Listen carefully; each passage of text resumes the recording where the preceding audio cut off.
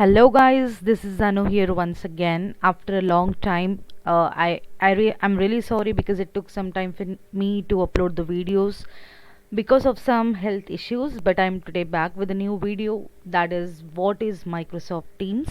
I hope you all are doing great, and let us start with the today's lesson because I had got some lot of comments that please do start with Microsoft Teams because this is a feature, this is a product, this is an application which is trending a lot. A lot of people in this lockdown, or I can say even after the lockdown, a lot of people will be using this feature. So I really want to start explaining what is Teams, when do you use it, how do you use it, the main purpose of it, at least you know the basic things, or most of the important things which will be required for the daily life, all the settings, everything we will start using, how to administer the Teams, and how you can become the Teams administrator. This is something which we will start understanding from today onwards, along with some of the other videos as well. But now let's start.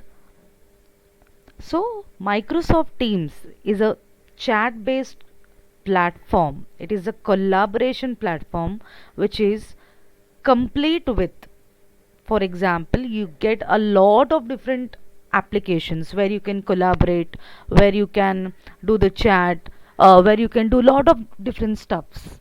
But this is a complete this is a platform, the Teams is a platform where you get lot of different options, you get lot of different features, and it is a complete chat based application which will give you almost each and every features. And day by day I do see that lot of different features are getting added in Teams application so that people can start using it. So when we start with it, uh, as mentioned here, it is complete with document sharing, online meetings, and all the extremely useful features for business communications. So let us start with the some of the features. Now, what is first feature we can see is Teams and channels. So teams are made up of channels which are conversation between the teammates. What exactly it is? So if I'm creating a team for my organization such that all my members, 10 people in my organization should be there in that team. So what is a channel? Channel is something which I create inside a team. For example, if I have a team, there will be always a default channel, that is a general channel inside it, which will have everyone in that team. Okay, but if I want that, you know, out of 10 people there are 3 HR people, there are 3 accounting people, 2 IT people, 2 different department people, so I want to differentiate them. So that means I want to make 4 teams such that they can collaborate among themselves. So I will create 4 channel inside one team such that 3 will be HR, 3 will be accounting, 2 will be IT, and so on. That is what is called as teams, so that the other people, HR people, will not be able to see the communication of the other department. So this is how you make the teams and channels, which is the first starting part of using the Teams. Conversations within the channels and teams, which is the second point. All the team members can view and add to different conversations in the general channel. As I said, this all the members, whoever are there in the team, will be able to view and even add to different conversations in the general channel. You can even use the function, that is to mention some members. For example, you want to invite any member to that conversation, you will just mention that person. If you want someone to you know, you are chatting in the group, and if you want someone, if the person is missing that conversation, for example, and he is just ignoring all the messages, you want that particular person to read that message, you will mention it so that that person will read it. That is where you use function, mention function. Chat function. The basic chat function is commonly found within most applications, and they can take place between teams, groups, and individuals. This is the most common functionality wherein you can see it everywhere within each and every application. It can be Teams, it can be Slacks, even you use the personal applications on your mobile, everywhere you can use this functionality. Document storage in SharePoint. So as I mentioned, in my first tutorials, what exactly is OneDrive, what exactly is SharePoint, what is Teams, how these applications work. We did not see the detailed understanding, detailed functionality, nothing, right? Because we are just starting with Teams at the moment. So whenever in the groups, whenever in the teams on your team application, you share something. First thing is, whenever you create any team, automatically one SharePoint site gets created in SharePoint Online. As well as if you are creating a SharePoint site, one team will get created, but it will ask you, do you want to create a team for it? Wherein you can say yes.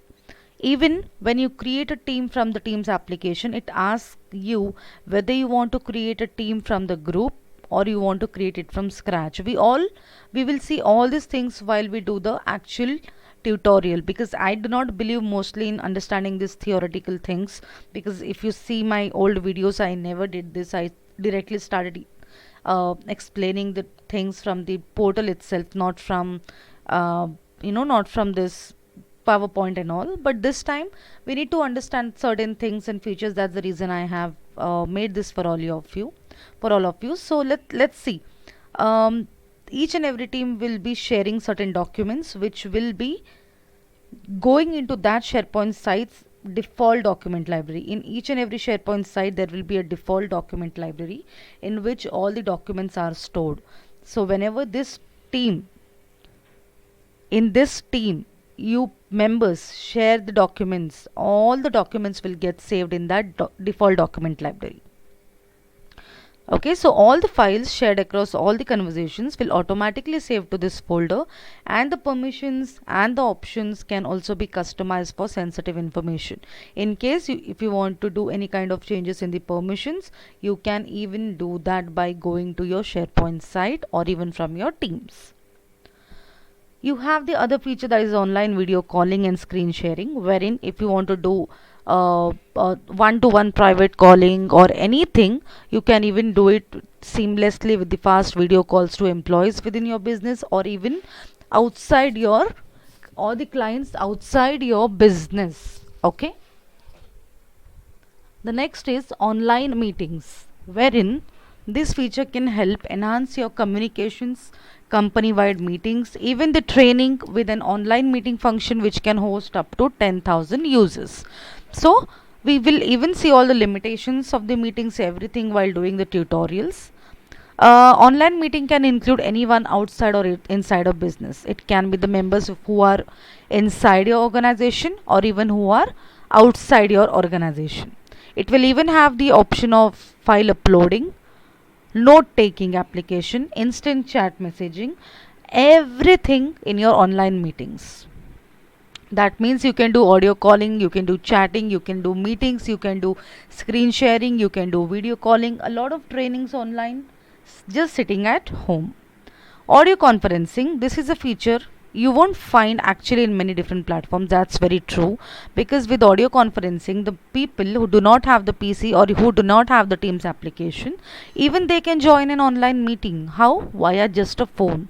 But for that, the person who is creating this meeting should have this license, because this requires the additional licensing. And with this, whenever you create a meeting, that it gives you a dial-in number, okay, wherein you can give this to a person who is using a phone, and that person can directly dial into the number and join the meeting without seeing the video, but just seeing the just understanding and hearing to the online audio meeting.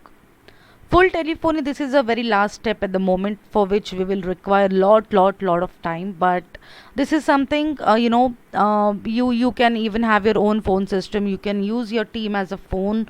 The entire Microsoft 365 Business Voice can completely replace your business existing phone systems. So you can purchase your phone system license through Teams. You can purchase the domestic plans, calling plans, international calling plans, everything.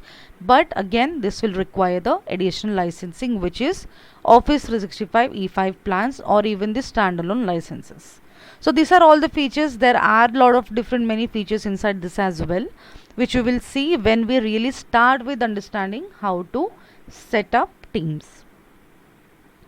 Thank you all for watching my video, and let's meet in our next video, guys.